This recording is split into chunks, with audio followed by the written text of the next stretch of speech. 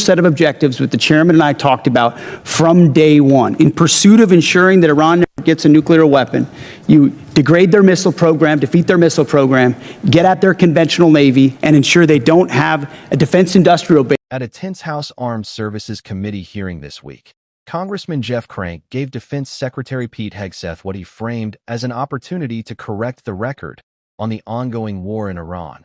But the exchange underscored just how contested that record has become. One's time has expired. The chair now recognizes Mr. Crank from Colorado for 5 minutes. Thank you, Madam Chair. Mr. Secretary, the Department's FY27 military construction request includes plans for a new $250 million Space Force operations facility at Schriever Space Force Base.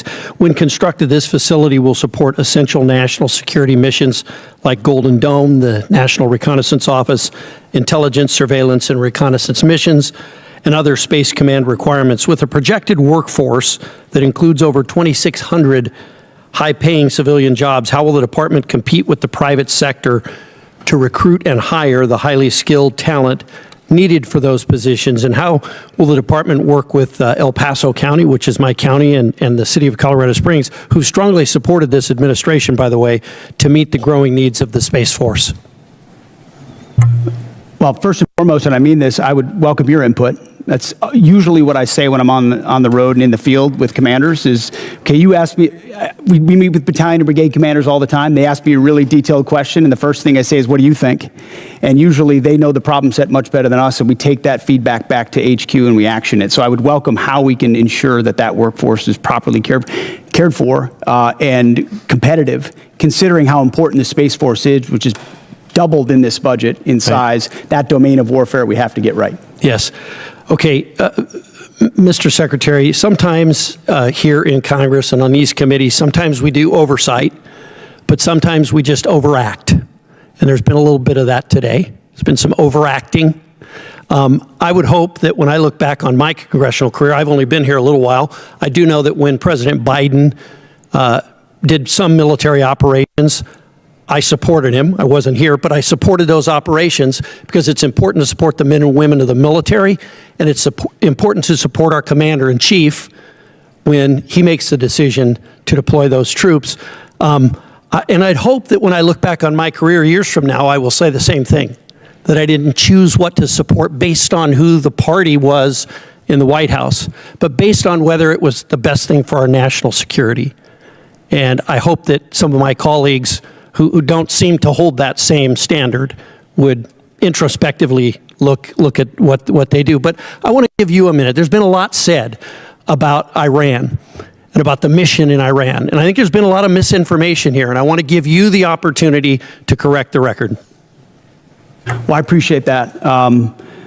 We are fortunate to have a president who understands the nature of the threat we face from a nuclear-armed Iran. Full stop.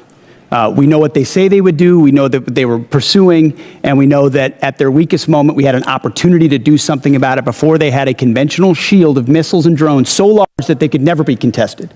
And then without inspections and from a bad deal, they could possibly race to a bomb. So the threat was right there in front of us. All it took was the courage to act, which no other president had done. And he gave us a clear set of objectives that the chairman and I talked about from day one. In pursuit of ensuring that Iran never gets a nuclear weapon, you degrade their missile program, defeat their missile program, get at their conventional navy, and ensure they don't have a defense industrial base so they can rebuild those capabilities. That's what we briefed from the podium. That's what we talked about. That's what we were focused on. And in service of that, had overwhelming military victories in pursuit of it. I mean, we've never seen an air campaign like what we did alongside the Israeli Air Force, not to mention the rescue of those two pilots and the professionalism of that joint force that went downtown twice, once in the day and once in the night, to leave no man behind. That is a call the commander-in-chief makes, and he had the guts to make it. And as a result, we're in a ceasefire, in the middle of negotiations, in a very strong place with a blockade that will ensure that when this is done, when a deal is set, it's a deal on the president's terms to ensure Iran never gets a nuclear weapon. That's a fight worth having. And if the American people remember 47 years, Americans remember 47 years of what the Iranians have done to us, targeting and killing Americans. If they had a nuclear weapon, they would use it, This president has unleashed his military to do something about it.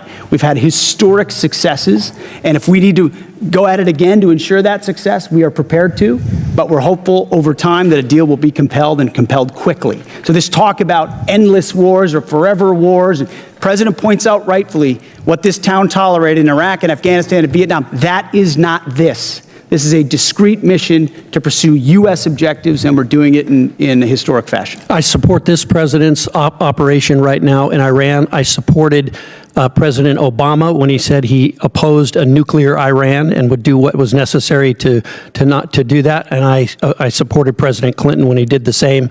It's time to act, and I'm glad that this president did. Thank you. The hearing, originally scheduled to discuss the Pentagon's massive 2027 budget request, quickly turned into a referendum on the administration's handling of the Iran conflict.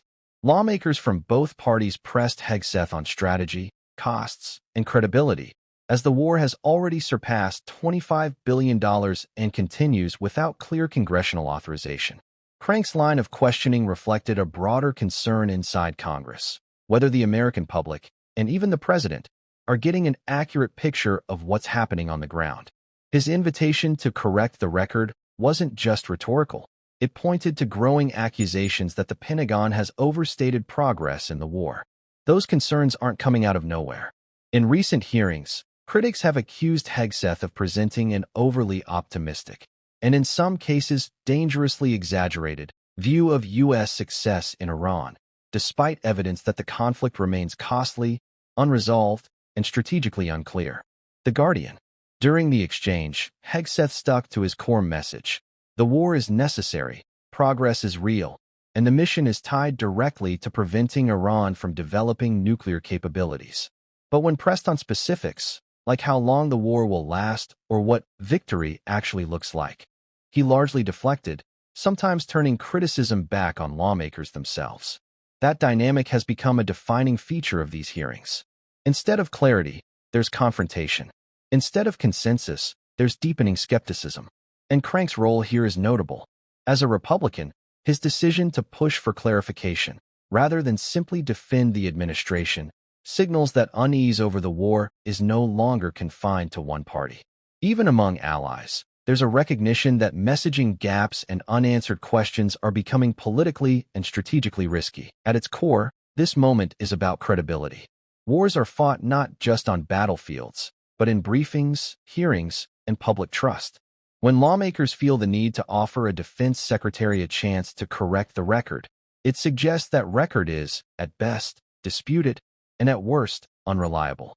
As the Iran conflict drags on, that credibility gap may prove just as consequential as any military outcome.